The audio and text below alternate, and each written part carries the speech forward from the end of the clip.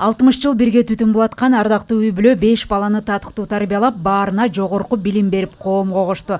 Жаштыгы согуштан кийинки катаал мезгилге туш келгени менен бардык кыйынчылыктарга чогуу чыдап, бири-бирин түшүнүшүп, жашоо азыркыдай алтын тойлорго жеткиргендигин айтат.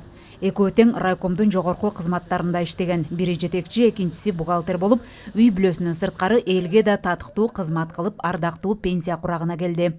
Кеңеш берелим жаштарга таза иштеш керек, эл үчүн иштеш керек.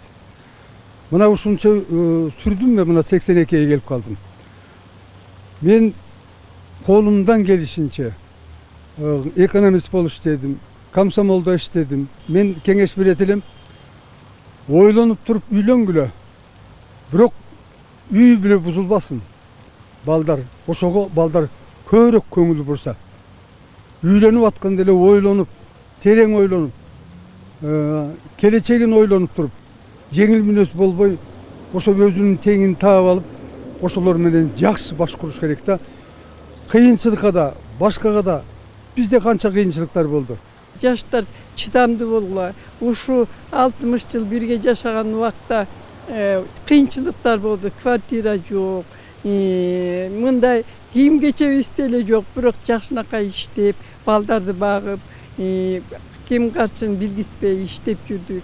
Баарына чыдадык. Баягы сөз бар го, сабыр жеңиш сабырдан кийин дейт. Баарына сабыр кылыш керек, айланайын.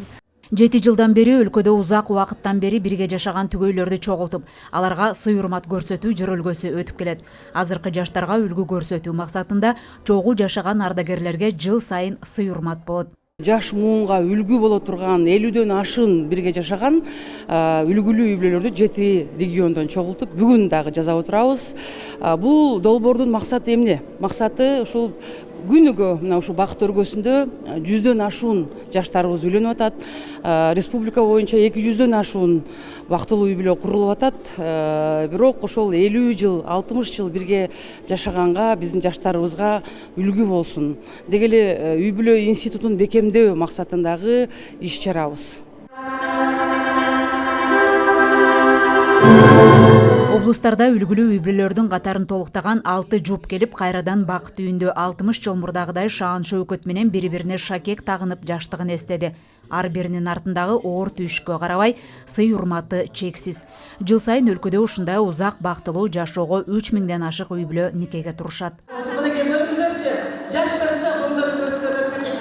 Элиза Нурматова, Руслан Сабатаров, Фалато 24.